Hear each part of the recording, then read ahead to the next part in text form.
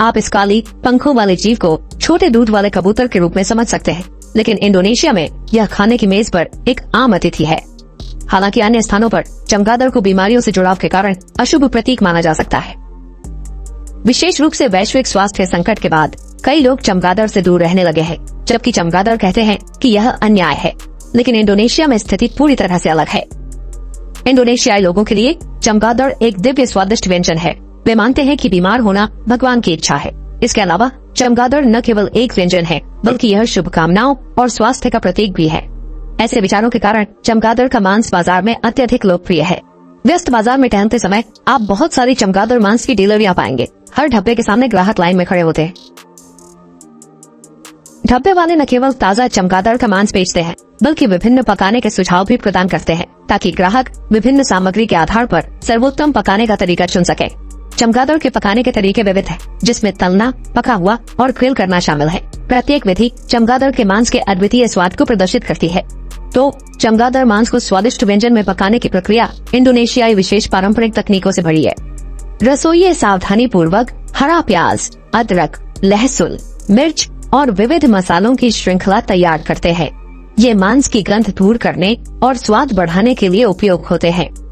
मसालों की तैयारी पूरी होने के बाद सबसे महत्वपूर्ण कदम चमगादड़ों के मांस को संभालना है, जो घरेलू पक्षियों से विशेष सावधानी मांगता है।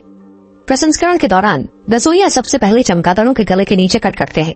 वहाँ के लसीका और अन्य संभावित हानिकारक पदार्थों को सावधानी पूर्वक साफ करते हैं, ताकि सामग्री की सुरक्षा सुनिश्चित हो। उसके बाद मास्टर चमगादड़ों की पीठ के साथ कुशलता पूर्वक चीरा करते हैं, एक एक आंतों को निकालते हैं और यह सुनिश्चित करते हैं कि हर विवरण साफ सुथरा तरीके से संभाला गया हो। आंतों को संभालने के बाद चमगादड़ों को छोटे टुकड़ों में काटा जाता है, जिससे मसालों को अवशोषित करना आसान होता है और खाने में भी सुविधा होती है। मास्टर ने विशेष रूप से उल्लेख किया कि चमगादड़ों के पंख हालांकि कम मांस वाले होते हैं, लेकिन उनका मुलायम स्वाद चिकन के पंख या पंजों के समान होता है। हर निवाले में एक अलग ही स्वाद होता है।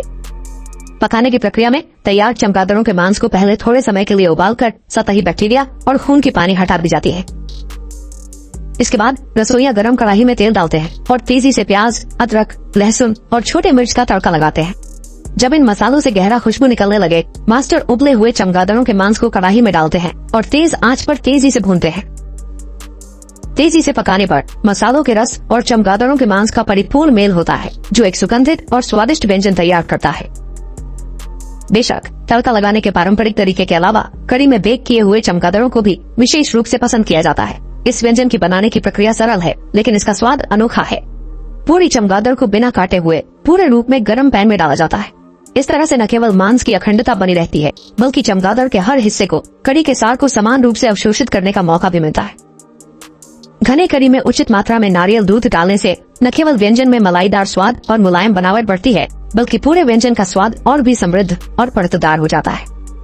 लगभग 30 मिनट के धीमी आंच पर पकाने के बाद चमगादड़ का मांस नरम और स्वादिष्ट हो जाता है। प्रत्येक कौर में विदेशी खुशबू फूटती है। इस चमगादड़ के व्यंजन का महत्व सिर्फ भूख मिटाने से कहीं अधिक है।